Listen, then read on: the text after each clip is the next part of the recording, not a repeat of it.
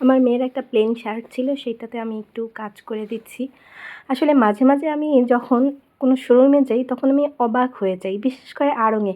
আড়ংয়ে যখন ঢুকি তখন বাচ্চাদের ছোট ছোট নিমা টাইপ যে জামা কাপড়গুলো থাকে সেগুলোতে ছোট্ট ছোট্ট কিছু দিয়ে একটা ফুল এঁকে, ধরেন যে একটা প্রজাপতি দিল বা কাঁথা স্টিচ দিয়ে 3টা লাইন দিয়ে তারপরে 3টা টার্সেল দিয়ে দিল, সেইগুলোর বাবা এত এত দাম! মানে কোনো ড্রেসের 450 থেকে 500-র নিচে কিছুই পাওয়া যায় না। আর ওইগুলা আমাদের তৈরি করতে গেলে অতিরিক্ত খরচ হবে হয়তোবা 100 টাকা। মানে আমি শুধু অবাক হয়ে যাই। মানে বিজনেসের মধ্যেও তো একটা পরিমাপ থাকা দরকার, তাই না?